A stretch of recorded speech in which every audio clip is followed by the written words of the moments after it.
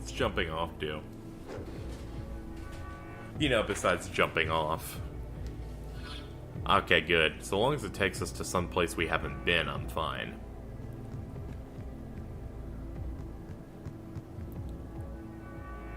Yo, what's up? The Monster headquarters is empty, so I came here, hee-ho. But hee-hee-ho-ho, this place is scary, hee-ho.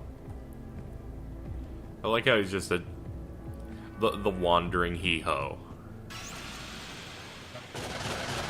Just keep running into him. I'll probably do the Raito games at some point. Fun fact, this game has had multiple releases. I don't know if people... I've been doing a little research, looking at some like threads on the game on the internet. So there's 3 releases of this game. There's the first one, which was in Japan only. And then there was an international version, which is the one I'm playing now, which in Japan, or in some places was called the Maniacs with an X version, which added the Fiends, which are the ones we've been fighting for the game. Something else that you do when you beat them, which I glazed through whenever I thought I was getting spoiled. And they added Dante because of I guess some sort of mini partnership that Capcom had with Atlas, where I think his name is Kazuko Kaneko, who is the designer for every Demon/Persona, and pretty much, I believe he does all the character designs for every character. He did DDS, and I'm gonna assume because all the SMT characters kind of look similar, but he did that, and then he was the guy who did all the Devil Triggers in DMC3, and then they put Dante in the game. But then they released the game again in Japan with the Fiend content.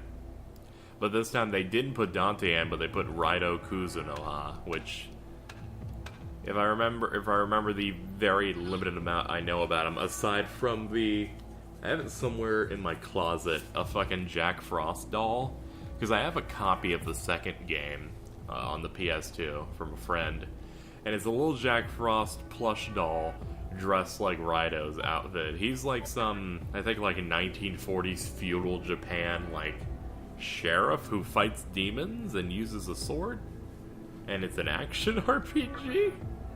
I don't know. I'm probably gonna play it at some point on the channel, because I feel like that's the only series I haven't really jumped into, because I'm not... Or it's the only PS2 console one that I haven't jumped into, because there's obviously, I believe there's I think it's called Devil Breakers or something. It's it's not Digital Devil Saga, but it's Soul Hackers, I think it's called. I think that's the name. That's on the 3DS, I think, and I do want to do Devil Survivor, because I actually played that. I played that one up, and if people play the game, I played it up to the part where you have to fight Belder, which, by the way, that's fucking bullshit, and I think I just got angry and stopped playing it, but I'm eventually going to do that, because I do have the 3DS capture thing. So I can just jump on that and play the overclocked version, so I can enjoy the voice acting. Plus, seems like a good idea, because they're finally releasing Break Record / Record Breaker, which is the remake for the second game. So that might be just something to jump into. I definitely want to give the first game some love, though, because I enjoyed it so far, and it seems like they don't want to do anything with the first game, because you had the second game, and it seems to be getting the biggest overhaul in terms of a remake, because I know Overclock didn't get that much. It's hey, we ported it to the 3DS, added some voice, and I believe they added a few new demons you can pick up and an epilogue. And I know with this one, I've only seen one preview, which was when they finally unveiled that the Break Record at the time was not canceled, because we hadn't heard anything for a while.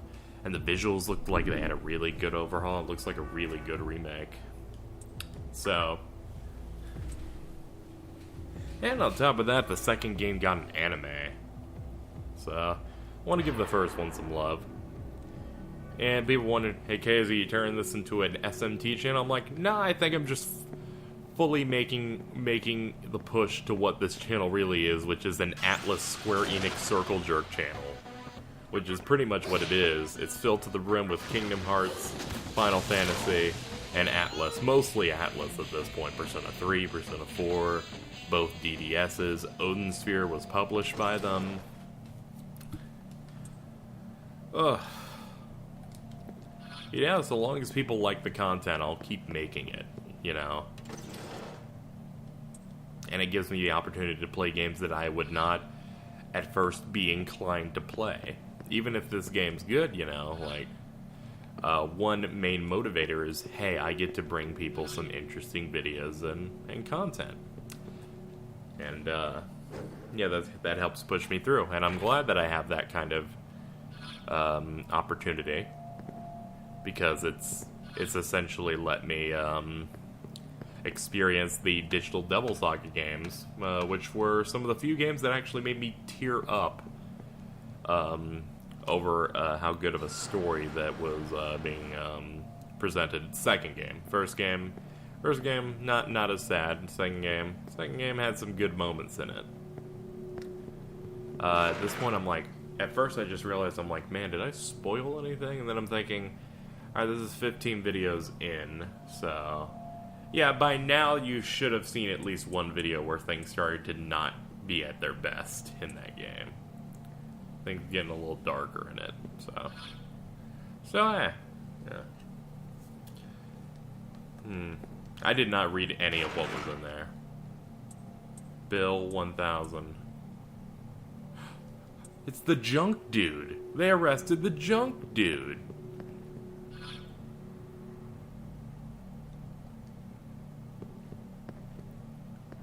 By the way, I'm completely lost. I have no idea what I'm doing.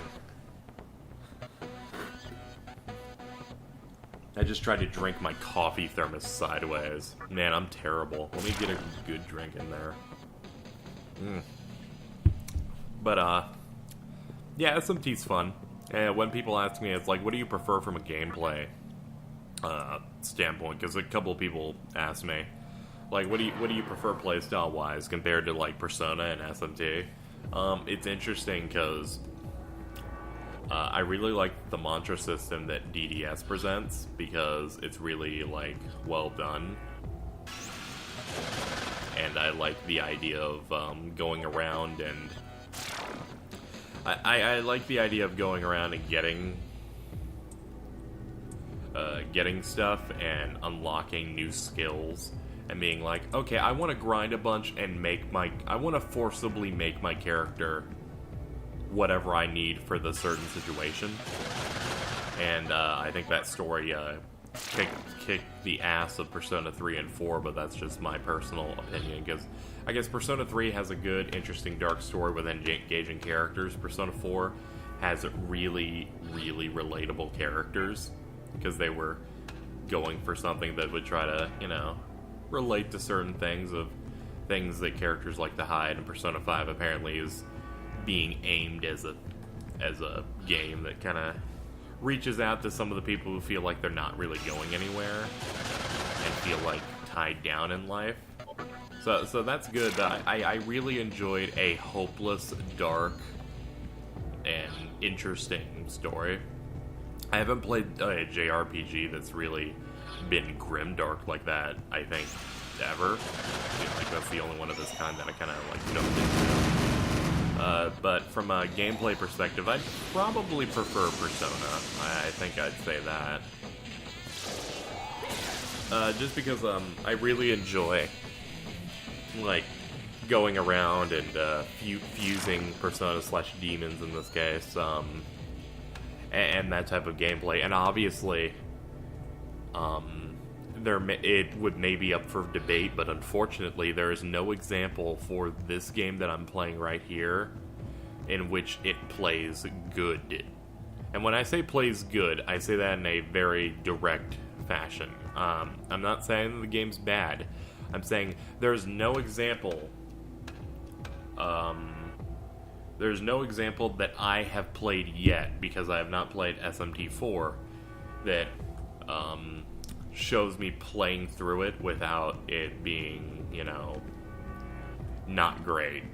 I think people get what I'm trying to say here. Like, this game is very dated, so I don't know if I like the gameplay style 100% more than others, because it is bogged down. So if we leveled the playing field, I don't know whether or not that would change anything or not. So basically what I'm saying is that, I don't know which one, I don't know if I can really honestly say which one I prefer, but at this point, Persona, I don't know, Persona is the only game that has ever gotten me hype over menus before in a fucking gameplay attract trailer, which if you've seen the Persona 5 little doobly-dop, it went to a point where it just showed you UI for like 20 seconds or something. It's like, yo, here's a bunch of the menus, here's a bunch of the shop menus, and I'm like, oh man, that's so fucking good. And I'm like, why am I getting hype over UI? Why am I getting, like, why are menus something you can show? And it's because Persona and Atlas know how to present style like no other.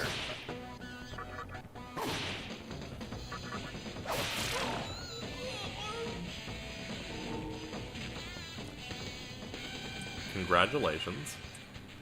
Go ahead. What the fuck is wrong with you? What do you want? I hope that you will remain the same man you are now.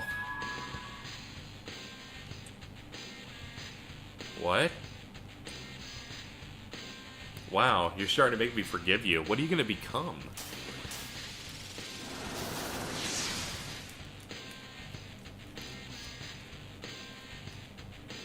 Oh man. Valkyrie of the War God clan.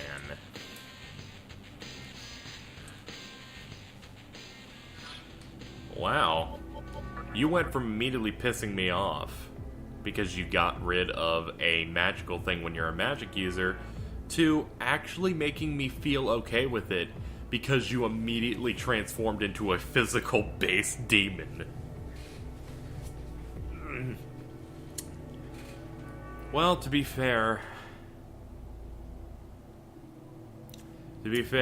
your mom would be proud. I say that because apparently people said, KZ, when you never dismiss any demons or do sacrifice spreads, and if you do it, make sure you keep the descendants of your first demon. And I didn't really understand, and they told me that it's for something later that would be really cool. Or just keep Pixie altogether. But I looked it up, and I didn't find out what I get. But they said that the DNA for Pixie will always be present. So if you fuse her away, whenever you go to fuse something, whatever has Pixie's DNA in it is put at the top when you hit fuse. And I tested it. I put Dis on number 2 in my party slot, right below me. Or, not right below me, but below, I believe, Principality. So it was me, Principality, and Dis. Went to the fusion, it said Dis first, and went in the correct order for everything else. So, that essentially shows me that good old Dis is a direct, or now Valkyrie, has the spirit of my waifu in here. So, when I made jokes before, I think I made a joke saying, yo, my waifu's here in spirit. She is. Also, is she fucking level 33? Good God. That evolution just made her jump. Alright, I'll forgive you for getting rid of Aguilau. You did give me the Mamu to rock. So at this point, I don't actually know where I'm going. Let me skim here to see what they want. On the floor under the ladder, same thing, ladder, when you reach floor 4. Supposed to reach floor 4 at some point. I'm gonna assume these are ladders going up because I'm going down. Okay. Apparently there's a thing I can do on floor number 4. So what else do I want to talk about? Because I feel like I shouldn't just do reactionary stuff. I should, like, try to throw as much discussion as I can at your faces. Because otherwise this game will be super fucking boring, and I don't think anyone's gonna argue with that. So, I lurk on NeoGAF, which, if you don't know what NeoGAF is, it's one of the biggest gaming-related forums that, you know, is known of, I guess. That's, you know, well-known and spoken about, because usually it's a good way to get gaming news on it if you don't feel like using, like, random fucking, like, game sites like Kotaku or anything, because they're terrible. And they had an interesting discussion that I kind of want to talk about a little bit. But first off, let's talk to this guy, because apparently I've had progress. Shit, a monster demon. No, my spoon broke.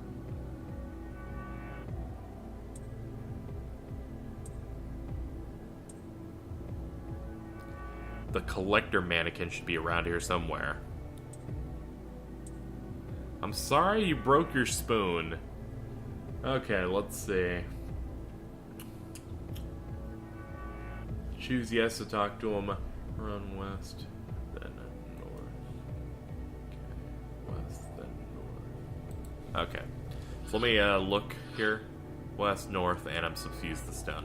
Alright, so there's a thread on NeoGAF that was talking about music and video games. And the person was kind of talking about how a lot of American gaming music, which kind of amounts to a lot of the bigger American video games, definitely don't go with melodic, I guess you'd say, of like melody type of video game music, and instead they kind of go for they go less for music that's based with melodies. It goes for more ambient music. And to be honest, as soon as he mentioned it, I'm like, you know, you're right. There's a lot of music that just, a lot of game music in America for like AAAs that just doesn't have a theme to it. And that is kind of disappointing.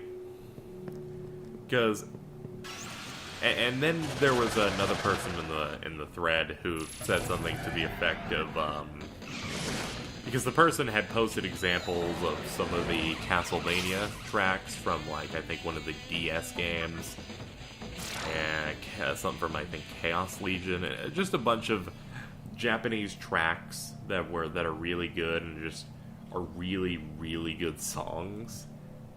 And the person said, I guess it's different strokes for different folks, because when I hear that, it just sounds like cheesy video game music that doesn't really matter at all. And then I realized, man, some people are weird. Because it helped me realize kind of like what kind of thing I fall under in terms of like alignment of what I enjoy with music. And it's definitely, you know, like melody. It's definitely interesting music. Like, I already like Japanese games more than American games because, I don't know, I like the story, I like the JRPG style, and I like anime, so. But that kind of helped me, like, notice what I appreciate a lot.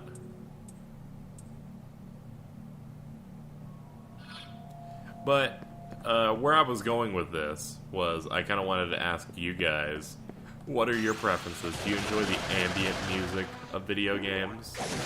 Where it's not necessarily music, or, well, it is music, but you know what I mean. It's like, it's music that's trying to set the mood, and you're not really supposed to be, paying attention to the music at all. It's just supposed to help make things sound better, and it helps enhance the quote-unquote experience. But I want to ask, does anyone else like that, or do they like melodies and stuff? I think one of the other good examples he used is one of the one really good track that helps enhance the mood without, you know, being one of those types of, you know, ambient noise. And that was, I believe, the Chrono Trigger track, Underwater Palace. I think that's like another good example of how good music can be to set the mood without being ambient stuff. But ultimately, it just comes down to styles.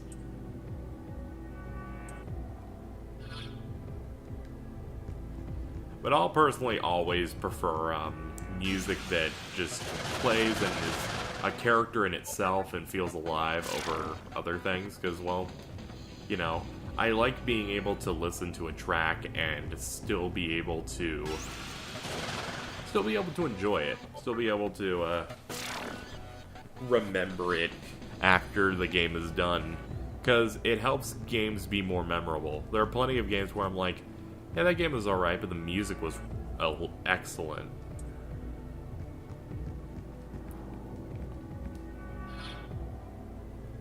Man, I have no idea where the collector is. Let me see. Like, I saw him. West and then east where you are to the two parallels.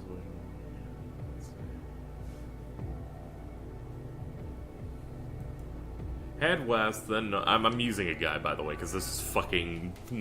this dungeon is fucking clown shoes. Run west, then north, use the stone on the mysterious wall. Head south, and then east. When you're almost at the gate, you'll see a hole to the south. Jump down it, which is what I did. Head west, then east.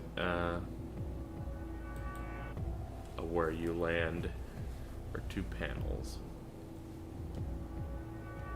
I don't know where I land, though. Shit. Wait, I do know where I landed. It's where the rubble is. Which means I just gotta find the rubble. It's like I don't know where the rubble is, I'm just gonna guess. You have a spare bead? Yeah. Oh, I don't have it? Fuck. Oh yeah, I forgot. Fucking that last dungeon fucking bled me dry of good stuff. I'm talking too much too often. That's why I kind of like games that do a lot of the talking for me. Not because I don't like to talk, but because I'm talking so much that my throat's getting a little irritated. Ah, but it's fine. You just keep hydrated and then it's not too much of a problem. Did I actually go a level from where I was? I have no idea.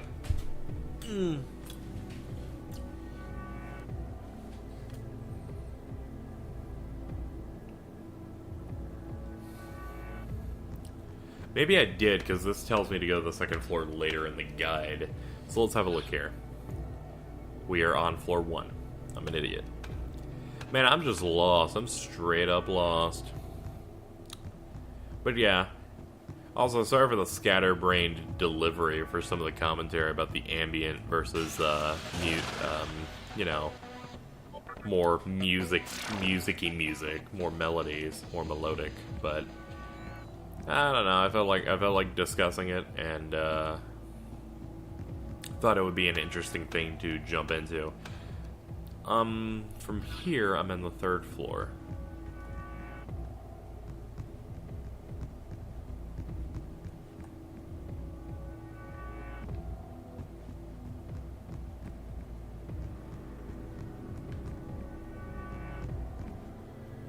Alright, at this point, I am going to search around, everybody, and I will be back.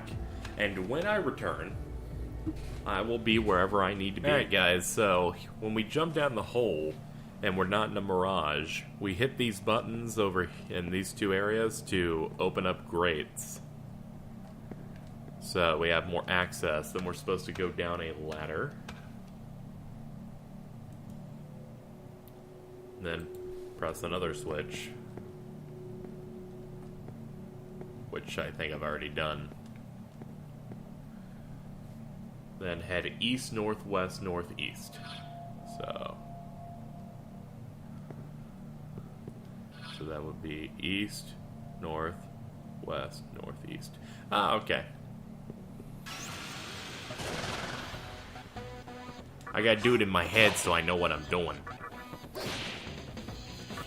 We'll beat this stupid prison yet. Then we can find out where the Nihilo are hiding again. God damn it. I'm just here having a good time, and you just gotta fucking ruin everything. Heat wave. Yeah, that's what I'm talking about. Give me those criticals. How about Miragion? And one lived. No, he didn't. About to reach the legendary level 30. Now we gotta go up here. And then right. Ugh. You're gonna throw enemies at me. No, never mind. I was gonna say throw stronger enemies at me, but I'm like, no, I'm good. I'm fine with fighting things that I fought, like, at the beginning of Ikebukuro.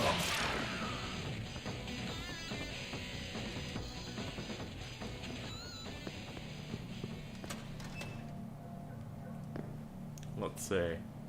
And climb the stairs.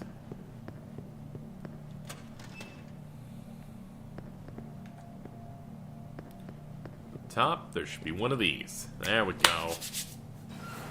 Don't think I'll need the guide anymore. Well, at the very least, I won't need it for a good second here. Don't know where this door is, but it said I could go west for a save terminal.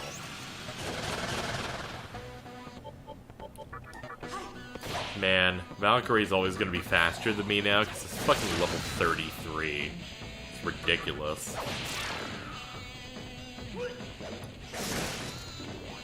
Oh, I'm almost dead. Shit. I'd hate to die right in front of a fucking save point. Luckily, it's just these.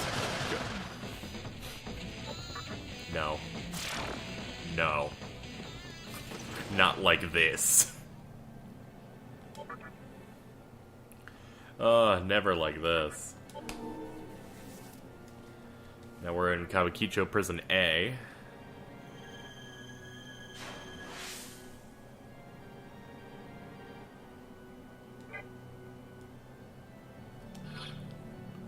And then Principality can heal me.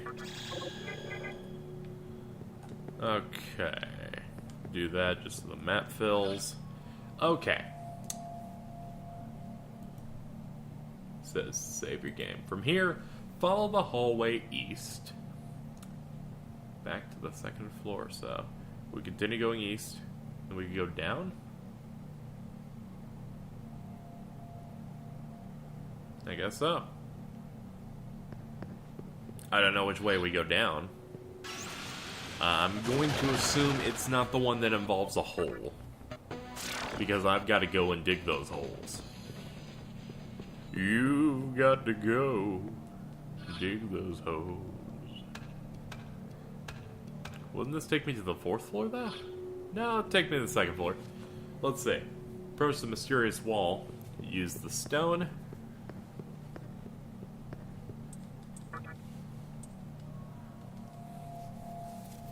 Yeah, this stuff is fucking clown shoes. I would honestly not know what I was doing otherwise. Head straight south and descend the ladder. Oh. Sure, I'll do that again. So people know how my recording progress is going. Just 3 hours ago, I released the first episode of this LP. I'm having a great time. If you examine the map, you will see that there are 3 ladders.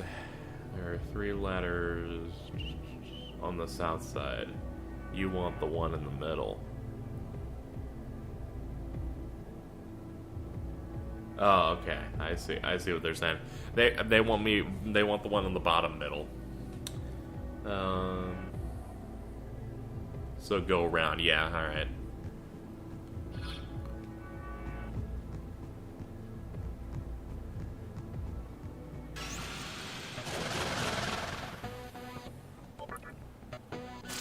Also, someone totally fucking told me that, yo, you're playing a normal, that's Japanese easy. And I don't know if they're fucking lying or if that's true. And if it's true, then fuck them. Fuck Atlas. Fucking Japanese easy is Americans normal. This game's already tough. What else you gonna do to it? Like...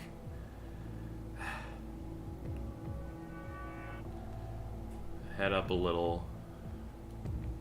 Okay, so apparently to the west is the collector. Yeah. Spoon? I see. And then I'll give you my spoon. While you're at it, could you rescue me? I fucking I love this guy. Like, I hate and I love him. He's like, how's it going? Oh, you did help me. Here's my spoon. You know, you could probably go ahead while you're at it, you know, rescue me, I guess. Take a few steps east and jump to a hole. There, so where's the hole? Ah, it should be right here. And shwimp.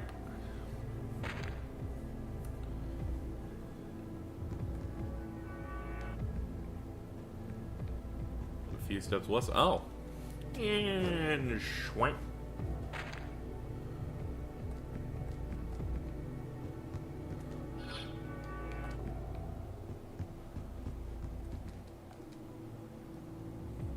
Did you bring me the spoon?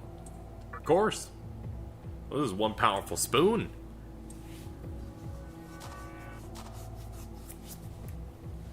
The hole was dug instantly. This is incredible. I dug the hole in a flash. Alright, I'm out of here. See ya.